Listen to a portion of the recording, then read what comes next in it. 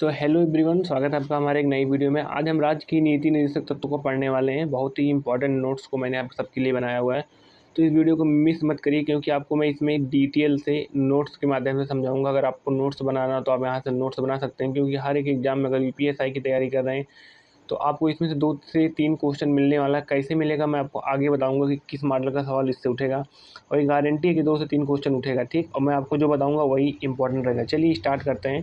ठीक, देखिए सबसे पहले हम पढ़ते हैं राज्य की नीति निर्देशक तत्व। ठीक, संविधान के भाग 4 में राज्य की नीति निर्देशक तत्व के बारे में हमको बताया गया है। ठीक, जो संविधान का भाग 4 है उसमें हमको नीति निर्देशक तत्व के बारे में बताया गया है। ठीक, इस सिद्धांत को न्यायालय में लागू नहीं किया जा सकता। जो आपका राज्य की नीति निर्देशक तत्व है इसको आप न्यायालय में लागू नहीं कर सकते। इस चीज़ को आप पॉइंट में नोट करते चलिएगा। ठीक, कि अगर आपसे पूछ सकता है कि डीपीएसपी यानी कि राज्य की नीति निर्देशक तत्व को कहाँ पर लागू नहीं किया जा सकता, तो आप बोलेंगे न्यायालय में लागू नहीं किया जा सकता। ठीक, देखिए बेसिक चीज़ है कि संविधान में डीपीएसपी को अनुच्छेद 36 से 51 में बताया गया। ठीक, भाग 4 में अनुच्छेद 36 से 51 में बताया गया है। देखिए डीपीएसपी क्या होता है, डीपीएसपी का फुल फॉर्म होता है directive principle of state policy. ठीक, आइए अब मैं आपको अनुच्छेद 36 से 51 तक क्या बताया गया है, किसके बारे में बताया गया है और कैसे कैसे क्वेश्चन उठेंगे, चलिए आपको मैं अब डिटेल से यहाँ से बताता हूँ। ठीक, 36 से 51 हमको मालूम है कि डीपीएसपी, लेकिन 36 से 51 में क्या है ये चीज़ आपको सिर्फ इसी नोट्स में मिलेगा। ठीक, तो आपको क्या करना है, वीडियो को लाइक करना है, चैनल को सब्सक्राइब करते हुए चलना है। ठीक, क्योंकि मैं आपको इंपॉर्टेंट क्वेश्चन बताते चलूँगा। देखिए एक क्वेश्चन पहले इसको याद कर लीजिएगा और आगे आपको मैं आगे बताऊँगा। देखिए अनुच्छेद 36 में अगर आप पढ़ेंगे, देखिए कोई भी सिद्धांत या कोई भी अधिकार रहेगा, अगर आप उसमें पहला पढ़ेंगे तो उसमें आप परिभाषा देखने को मिलेगी।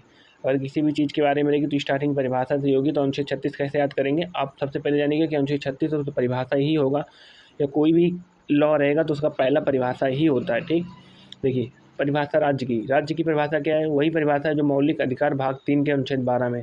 जब मौलिक अधिकार पढ़ेंगे तो उसमें 12 में आपको एक परिभाषा दिया गया है राज्य के बारे में, तो वही इसमें भी है। ठीक, अनुच्छेद 37 में आप क्या पढ़ेंगे, अनुच्छेद 37 अंतर्विष्ट तत्वों का लागू होना। ठीक, इसमें क्या है, इसमें है कि इसमें निर्धारित तत्व किसी भी न्यायालय द्वारा परिवर्तनीय नहीं होंगे।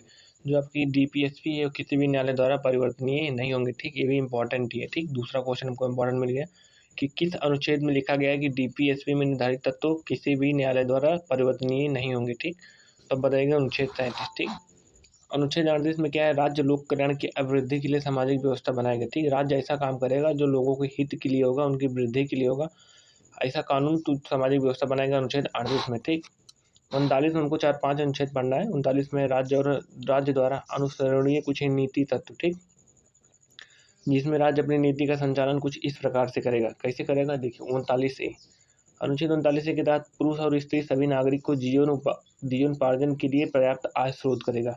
ठीक, चाहे पुरुष या स्त्री हो, सबके लिए जीवनोपार्जन के लिए राज्य कुछ ना कुछ करेगा। ठीक, 39B में समुदाय के भौतिक संसाधनों का स्वामित्व और नियंत्रण इस प्रकार बड़ा हो कि बटाव जिसे सामूहिक हित का सर्वोत्तम रूप से लाभ हो। ठीक, जो समुदाय के भौतिक जो पब्लिक चीज़ हमको मिलती है, जैसे पब्लिक में पार्क हो गया या पब्लिक में कहीं बस का अड्डा हो गया, ये सब सबके लिए एक बराबर हो। ठीक, जितने लोग भी हो सबके लिए बराबर हो और सर्वोत्तम हो। 39C आर्थिक व्यवस्था इस प्रकार चले जिससे धन और उत्पादन साधनों का सर्वसाधारण के लिए अहितकारी संकीर्ण न हो। ठीक, 39C हर एक चीज़ आप इम्पॉर्टेंट है, हर एक चीज़ आप नोट करते चलिएगा, हर एक चीज़ से सवाल उठता है। ठीक, 39D जो बहुत ही इंपॉर्टेंट है। ठीक, 39D इंपॉर्टेंट है, जिसमें आपसे पूछ सकता है कि पुरुषों और स्त्रियों दोनों को समान कार्य के लिए समान वेतन किस अनुच्छेद में, तो आप बताइएगा 39D। अगर आप ऑप्शन में अगर आपसे ऐसे पूछा हुआ 39, 40 या आपके पास ABCD करके नहीं दिया तो आप लगाएंगे अनुच्छेद 39 ही लगाएंगे। ठीक, अगर ABCD करके देता है तब लोग कन्फ्यूजन में आते हैं। तो पुरुषों और स्त्री दोनों को समान कार्य के लिए समान वेतन 39D में है। ठीक, ई में क्या है, बालकों को स्वतंत्र और गरिमा में वातावरण में स्वस्थ विकास के अवसर और सुविधाएं दी जाएंगे अनुच्छेद 39E में। ठीक, अनुच्छेद 40 में क्या है, ग्राम पंचायतों का संगठन के बारे में, जिसमें राज्य क्या करेगा, राज्य ग्राम पंचायतों का संगठन करने के लिए कदम उठाएगा और उनको ऐसी शक्तियां और अधिकार प्रदान करेगा जो उनके लिए आवश्यक हो। ठीक, अनुच्छेद 41 कुछ दशाओं में काम, शिक्षा और लोक सहायता पाने का अधिकार। ठीक, अनुच्छेद 41 क्या करता है, कुछ दशाओं में काम, शिक्षा और लोक सहायता प्रदान करने का देता है। जिसे मान लीजिए बुढ़ापा हो गया, बीमारी हो गई या वृद्धावस्था हो गया, ऐसी अवस्था में क्या होता है कि राज्य काम, शिक्षा और लोक सहायता पाने का अधिकार देता है। ठीक, अनुच्छेद 42 क्या बोल रहा है, अनुच्छेद 42 महिलाओं को न्याय संगत काम दिया जाएगा। ठीक, न्याय संगत काम जैसे मातृत्व अवकाश के समय, गर्भावस्था के समय छुट्टी उनको दी जाएगी। ठीक, और उनको लिए ऐसा काम दिया जाएगा जो उनके लिए किया जाए। ठीक, और उनको मातृत्व अवकाश भी मिलेगा और मातृत्व अवकाश में उनको पेंशन भी मिलेगा, जो पैसा पाती थी वो पैसा भी उनको मिलेगा। ठीक, मातृत्व अवकाश कितने महीने का मिलता है? पहले 3 महीना था, लेकिन जब से बीजेपी आई तब से 6 महीना हो गया है। ठीक, अनुच्छेद 43 श्रमिक वर्ग को एक निर्धारित मजदूरी देना राज्य का कर्तव्य होगा। जो अनुच्छेद 43 में बोलता है कि जो श्रमिक वर्ग हैं उनको एक निर्धारित मजदूरी देगा।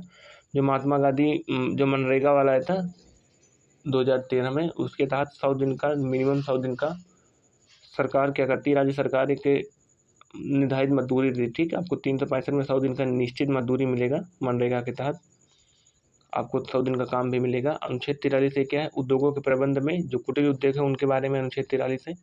हर एक अनुच्छेद इंपॉर्टेंट है, तो आप लोग लिखते चलिएगा।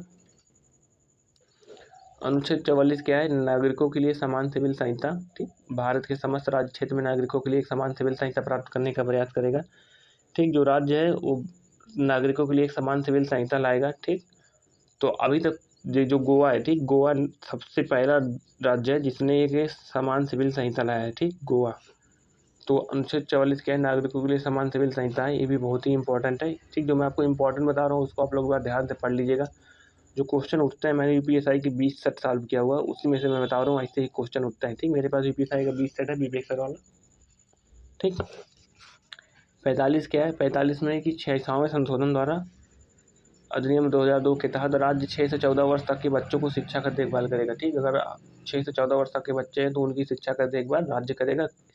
यह आया था, संशोधन हुआ था 2002 में। ठीक, ये आपके मूल कर्तव्य में भी लास्ट नंबर है। मूल कर्तव्य में 11 नंबर है, जिसमें है कि जो इंडियन पेरेंट्स हैं उनके कर्तव्य में लिखा गया है कि 6 संशोधन 2002 के द्वारा उनको 6 से 14 वर्ष तक के बच्चों की शिक्षा दी जाएगी। आपके मूल कर्तव्य में भी है। ठीक, वो आगे बताऊंगा।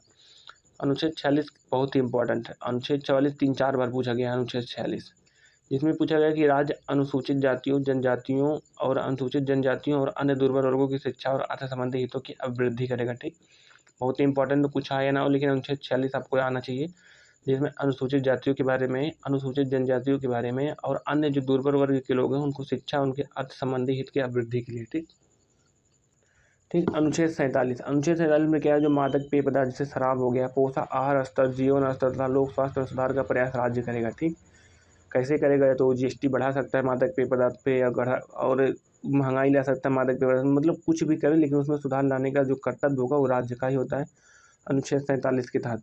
48 में कृषि एवं पशुपालन संगठन के बारे में अनुच्छेद 48 में, और जो अनुच्छेद 48 से भी इम्पोर्टेंट है, जिसमें क्या है, पर्यावरण का संरक्षण, संवर्धन तथा वन्य जीवों की सुरक्षा आपको अनुच्छेद 48 में पढ़ना है। ठीक, 48A में अगर पर्यावरण की सुरक्षा का संरक्षण है और संवर्धन है, वन्य जीव की सुरक्षा है, तो आप 48 से याद करिए। ठीक, अनुच्छेद 49 में क्या है, राष्ट्रीय स्तर के स्मारक, स्थान एवं वस्तुओं का संरक्षण। जो राष्ट्रीय स्तर का स्मारक होते हैं, स्थान होते हैं और वस्तु होते हैं, उनका संरक्षण करना राज्य का परम कर्तव्य होगा। ठीक, जैसे मान लीजिए किसी की स्मारक बन गई, कोई स्थान, जैसे यूपी में अयोध्या राम मंदिर हो गया, ताजमहल हो गया, और अन्य वस्तु का संरक्षण करना है, ये सब क्या करेगा, राज्य ही करेगा। ठीक, अनुच्छेद 50 कार्यपालिका का न्यायपालिका से अलग करना। ठीक, अनुच्छेद 50 बोलता है कि कार्यपालिका को न्यायपालिका से आप अलग करेंगे। ठीक, ये आपका है अनुच्छेद 50 में डीपीएसपी के। 51 लास्ट क्या है, 51 में अंतर्राष्ट्रीय शांति एवं सुरक्षा की वृद्धि है। अनुच्छेद 51 में अंतर्राष्ट्रीय शांति एवं सुरक्षा की वृद्धि है। ठीक, 51 ही अगर आप पढ़ेंगे तो 51 में आपका वो हो जाता है, मूल कर्तव्य हो जाता है। ठीक, तो आपके 51 कुछ मूल कर्तव्य थे जो मैंने आपको बता दिया हूँ। तो अच्छी लगे तो वीडियो को लाइक करके चैनल को सब्सक्राइब करना मत भूलिए। ठीक, मिलते हैं नेक्स्ट वीडियो में। इतने इंपॉर्टेंट वीडियो आपको मिलता रहेगा। इससे मैं आपको 3-4 क्वेश्चन बताया हूँ। 3-4 क्वेश्चन आप अगर अच्छे से पढ़ लेंगे तो 10 नंबर तक आप क्रिएट कर सकते हैं डीपीएसपी से। ठीक, क्योंकि ये क्वेश्चन 2.5 नंबर का आता है और क्वेश्चन डीपीएसपी से उठता भी है। मिलते हैं नेक्स्ट वीडियो में, बाय बाय।